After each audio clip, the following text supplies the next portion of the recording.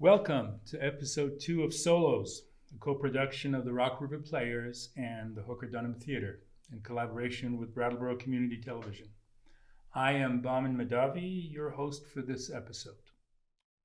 Tonight we are showcasing some very strong performances by 4 of the area's prominent actors: Michael Kennedy, Ron Bos-Lun, Adrienne Major, and John Mack. The performances were recorded live at the Hooker-Dunham Theater, but without an audience on account of the pandemic. A big thank you to my friend and partner in crime, John Mack, who put together tonight's show and still found time to perform in one. And a special thank you to Austin Rice of BCTV, who has been doing a fantastic job behind the camera. We hope to keep this project going at least until live theater is possible again. So if you're interested in joining us, you can find our contact information at the Rock River Players and the Hooker-Dunham Theater websites. Now sit back and enjoy the show.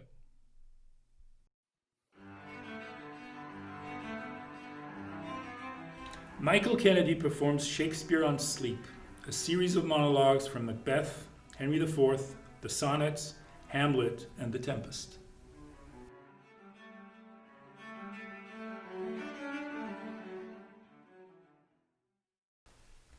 Shakespeare writes so eloquently about sleep and the lack of sleep. You'd think he suffered from insomnia himself. Listen to his Macbeth. Methought I heard a voice cry, "Sleep no more. Macbeth does murder sleep." The innocent sleep. Sleep that knits up the raveled sleeve of care. The death of each day's life. Sore labor's bath, balm of hurt minds. Great nature's second course. Chief nourisher in life's feast. Still it cried, "Sleep no more," to all the house. Glamis hath murdered sleep, and therefore Cawdor shall sleep no more. Macbeth shall sleep no more.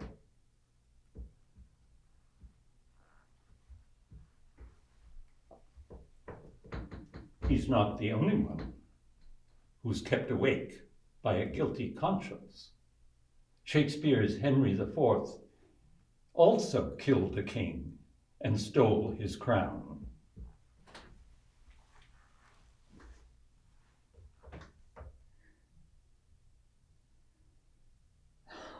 How many thousand of my poorest subjects are at this hour asleep? Oh, sleep, oh, gentle sleep, nature's soft nurse. How have I frightened thee that thou no more wouldst weigh my eyelids down and steep my senses in forgetfulness?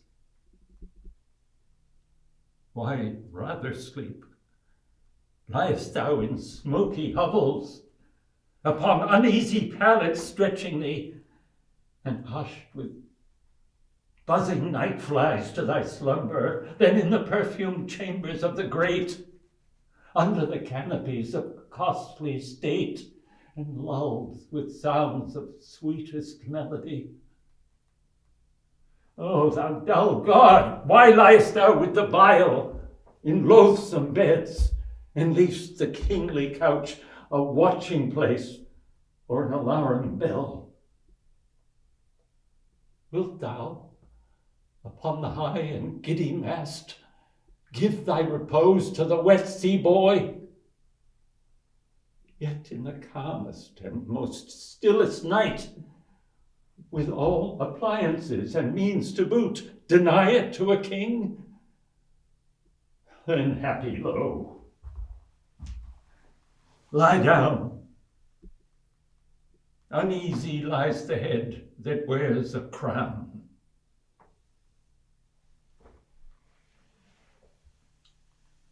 Shakespeare portrays Henry's grandson, Henry VI, as a very different kind of guy, a simple, pious soul not cut out to be a king. Conscience is not his problem. War and treason are. But he shares his grandfather's fantasy that his lowliest subjects sleep much better than he does.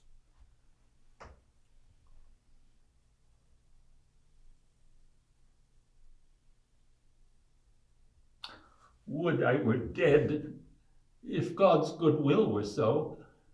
For what is in this world but grief and woe? O God, methinks it were a happy life to be no better than a homely swain, to sit upon a hill as I do now, to carve out dials quaintly, point by point, thereby to see the minutes how they run, how many make the hour full complete, how many hours bring about the day, how many days a mortal man may live. When this is done, then to divide the times. So many hours must I tend my flock, so many hours must I take my rest, so many hours must I contemplate, so many hours must I sport myself. So many days my ewes have been with young, so many weeks ere the poor fools will ean, so many years ere I shall shear the fleece. So minutes, hours, days, months, and years, passed over to the end they were created, would bring white hairs to a quiet grave. Ah, what a life were this! How sweet, how lovely! Gives not the hawthorn bush a sweeter shade to shepherds looking on their silly sheep than doth a rich embroidered canopy to kings that fear their subjects' treachery? Oh, yes, it doth, 1,000-fold it doth. And to conclude, the shepherd's homely curds, his thin cold drink out of his leather bottle, his wonted sleep under a fresh tree's shade, all which secure and sweetly he enjoys, is far beyond a prince's delicates. His wine sparkling in a golden cup, his body couched in a curious bed, when care, mistrust, and treason waits on him. But it's not only fear and guilt that keep a man awake. A lover's happy obsession with his beloved can also interfere with sleep, as we learn in this charming sonnet. Weary with toil, I haste me to my bed, the dear repose for limbs with travel tired. But then begins a journey in my head, to work my mind when body's work's expired. For then my thoughts, from far where I abide, intend a zealous pilgrimage to thee, and keep my drooping eyelids open wide, looking on darkness, which the blind do see, save that my soul's imaginary sight presents thy shadow to my sightless view, which, like a jewel hung in ghastly night, makes black night beauteous, and her old face new. Lo, thus by day my limbs, by night my mind, for thee and for myself, no quiet find.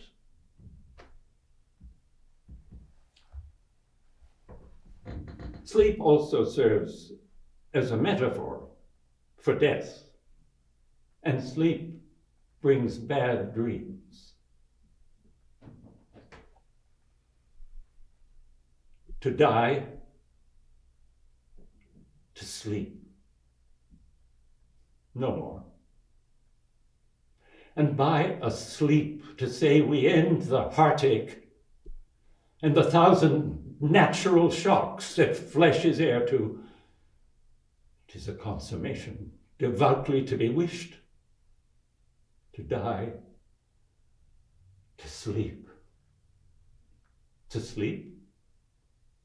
Perchance to dream? Aye, there's the rub.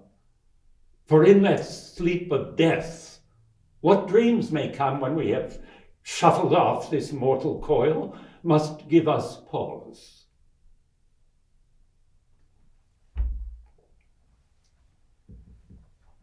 On the other hand, Prospero in the play The Tempest suggests that everything, this performance, the stage, life itself, is just a dream. Our revels now are ended. These are actors, as I foretold you, were all spirits and are melted into air, into thin air. And like the baseless fabric of this vision, the cloud-capped towers, the gorgeous palaces, the solemn temples, the great globe itself, yea, all which it inherit, shall dissolve. And like this insubstantial pageant faded, leave not a wrack behind. We are such stuff as dreams are made of, and our little life is rounded with a sleep.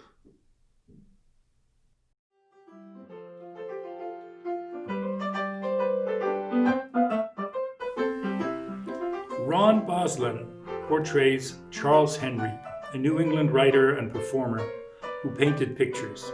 But his work was not meant to be framed and mounted on walls. Instead, as a traveling vaudevillian, he painted backdrops, wondrous rural scenes of dozens of meeting halls, town halls, range halls, opera houses, odd fellows' lodges throughout Vermont.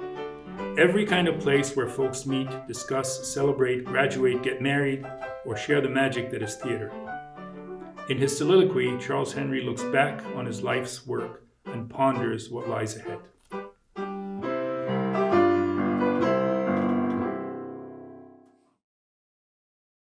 Oh, hello, greetings, my dear friends. I am so glad to be back in your beautiful Hooker-Dunham Theater. So many familiar faces. So very sorry to be late. Unavoidable circumstances. Well, I suppose if that horse hadn't been spooked by that squirrel in the road and run me 4 miles past my destination, my late arrival could have been avoided. But you know, it is interesting. I am not fond of horses. Oh, they're beautiful creatures, and I've painted any number of them. But they have got me in a fair share of trouble. Well, the show must go on. How long has it been, friends? A couple of years anyway. Hasn't my family grown?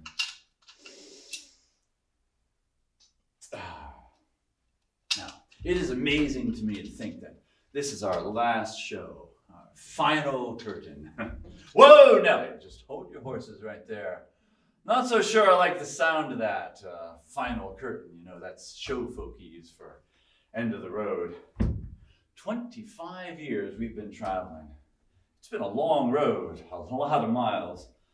All of them in New York State or New England. Most of them right here in Vermont. Never seen an Aegean Isle or the Mayans of Belize. Never seen a castle nestled in the Arden trees. But I can take you anywhere your heart desires to go. Just sit back, relax, and join me for Charles Henry's final show. Did you know I was born in Guilford? Oh, I was. Still go there every year for a visit, and I do another painting. Although my family did move to Massachusetts pretty quick after the monumental event of my birth. You want to know how all this got started? Well, truth be told, I suppose it started when I fell out of that tree when I was 8 years old. Oh, I busted my leg pretty bad. It was laid up for almost a whole year. Can you imagine an 8-year-old boy with nothing to do for a year? Well, there were soldiers drilling outside my window. Yes, boys getting ready to go off and fight for the Union. Do we have any veterans in the audience tonight? Well, we salute you. And now there is war in Europe. Now, I thought they might keep that fight amongst themselves, but after the tragic event a few weeks ago, the Lusitania, God rest all those souls. Well, I just have a feeling in my bones. Not even our peace-loving President Wilson can avoid the inevitable. Now, if I were a young man, or even just a younger man, I'd be the first in line to sign up and kick the Kaiser, but I am not a young man. Neither am I a younger man. But just for tonight, for one last time, I am your raconteur. So, back to my story. Laid up with nothing to do. One day I picked up a pencil and paper, started drawing those boys drawing outside my window, and my life as an artist began. Darkness and daylight mixing the colors. Darkness and daylight, colors of you. Shadows and moonbeams, contours and light streams in darkness and daylight. I'll paint it for you. Never been to the pyramids or an African Casbah. Never been to London or an Istanbul bazaar. But I can take you anywhere, no place is too extreme. Pots of paints, a brush, a curtain, and we will travel on my dream. Darkness and daylight mixing the colors. Darkness and daylight, colors of you. Shadows and moonbeams, contours and light streams in darkness and daylight, I'll paint it for you.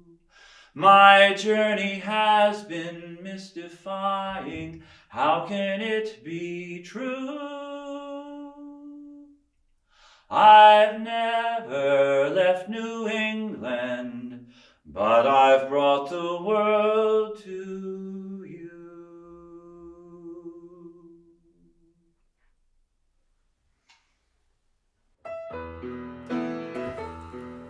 John Mack performs T.S. Eliot's The Love Song of J. Alfred Prufrock. Eliot sets the scene for the poem with these words from Dante's Inferno. If I thought that I was replying to someone who would ever return to the world, this flame would cease to flicker. But since no one ever returns from these depths alive, if what I've heard is true, I will answer you with no fear of dishonor.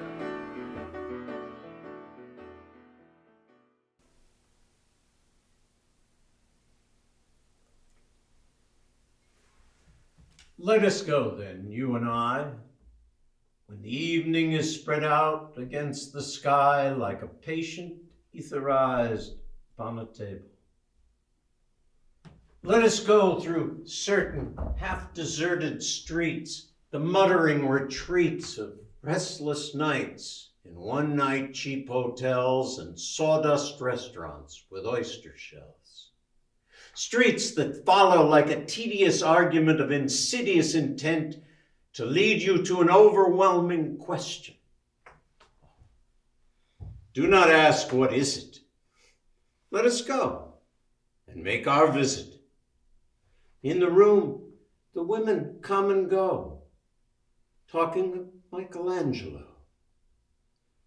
The yellow fog that rubs its back upon the window panes, the yellow smoke that rubs its muzzle on the window panes, licked its tongue into the corners of the evening, lingered upon the pools that stand in drains, let fall upon its back the soot that falls from chimneys, slipped by the terrace, made a sudden leap, and seeing that it was a soft October night, curled once about the house and fell asleep.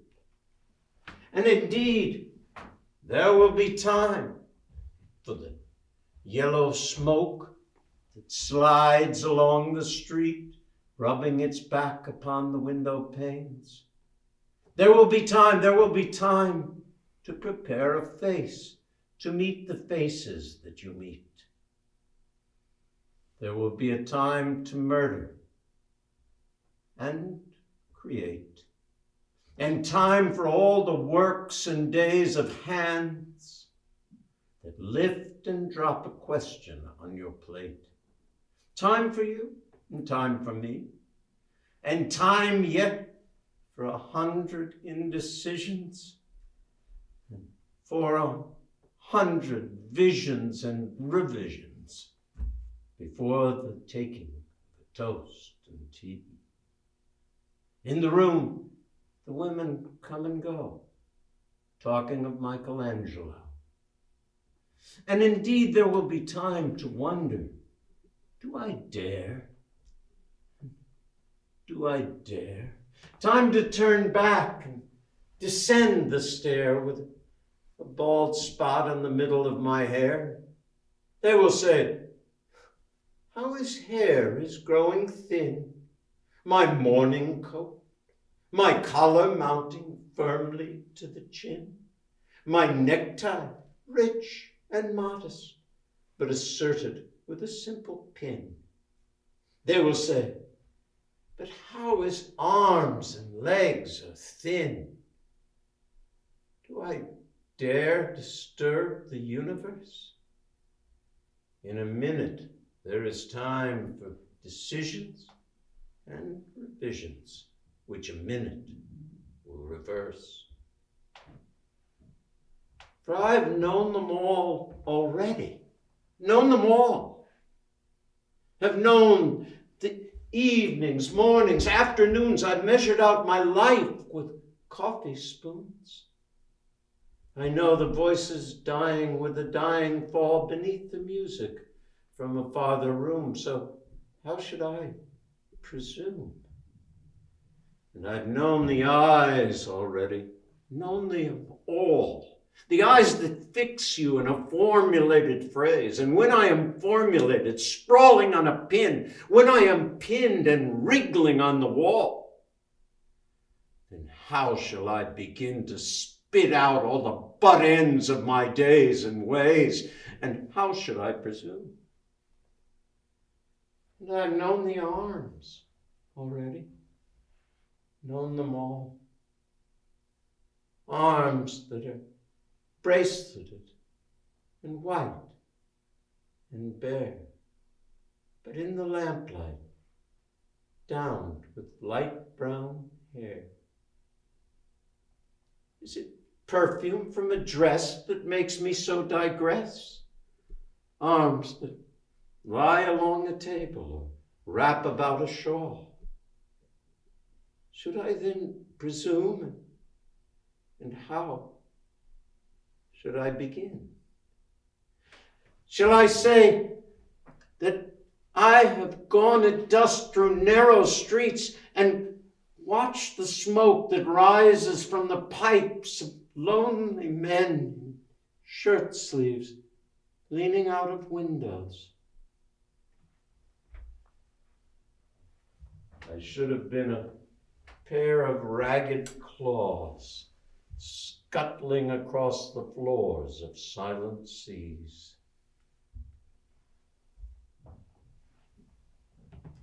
And the afternoon, the evening, sleeps so peacefully, smoothed by long fingers, asleep, tired, or it malingers, stretched on the floor, here beside you and me.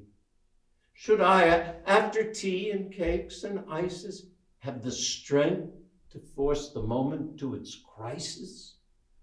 For though I have wept and fasted, wept and prayed, though I've seen my head grown slightly bald, brought in on a platter. I'm no prophet, and here's no great matter. I've seen the moment of my greatness flicker, and I've seen the eternal footman hold my coat and snicker. And in short, I was afraid. And would it have been worth it after all? After the cups, the marmalade, the tea, among the porcelain, among some talk of you and me? Would it have been worthwhile to have bitten off the matter with a smile, to have squeezed the universe into a ball, to roll it toward some overwhelming question, to say, I am Lazarus, come from the dead, come back to tell you all. I will tell you all. If one, settling a pillow by her head, should say, that's not what I meant at all. That's not it at all. And would it have been worth it after all? Would it have been worthwhile after the sunsets, the dooryards, the sprinkled streets? After the novels, the teacups, after the skirts that trail along the floor, and this, and so much more. It is impossible to say just what I mean. But as if a magic lantern through the nerves and patterns on a screen, would it have been worthwhile if one, settling a pillow or throwing off a shawl and turning toward the window, should say, that's not what I meant at all. That's not it at all. No. I am not Prince Hamlet, nor was meant to be. Am an attendant lord, one that will do to swell a progress, start a scene, or to advise the prince. No doubt, an easy tool, deferential, glad to be of use, politic, cautious, and meticulous, full of high sentence, but a bit obtuse. At times, indeed, almost ridiculous. Almost, at times, the fool. I grow old. I grow old.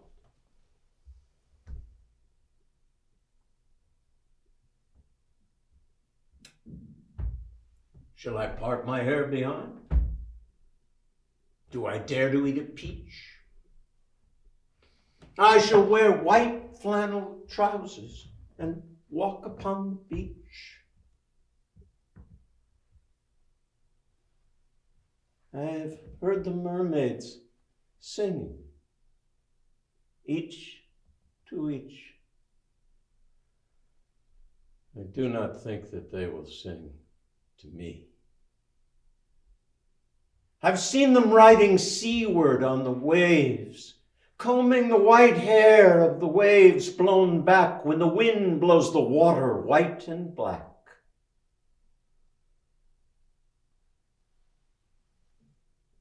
We have lingered in the chambers of the sea, by sea girls wreathed with seaweed, red and brown,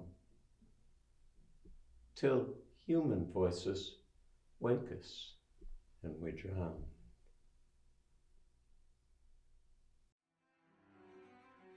Adrienne Major performs a monologue as Prospero in William Shakespeare's The Tempest.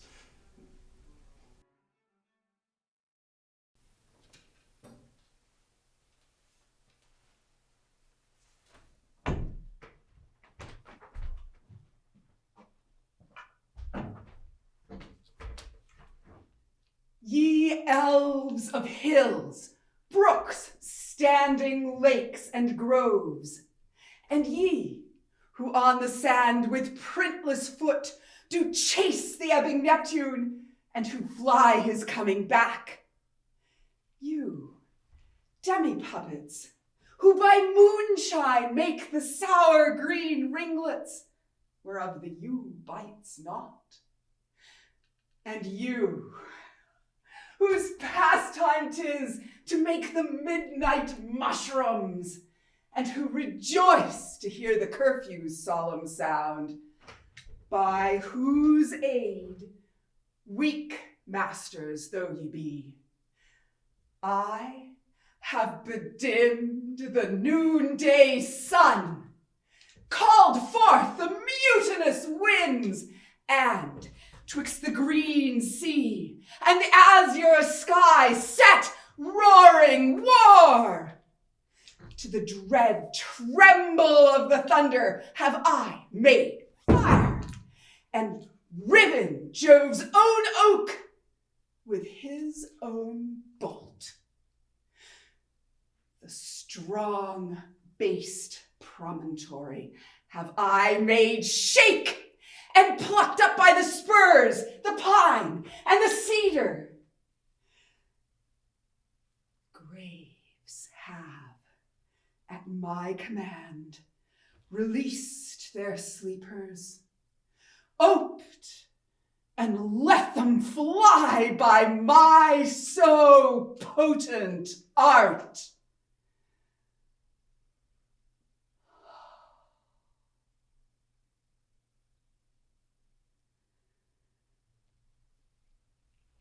But this rough magic I here abjure. And when I have required some heavenly music, which even now I do, to work mine ends upon their senses that this airy charm is for, I'll break my staff, bury it certain fathoms in the earth, and deeper than did ever plummet sound, I'll drown my book.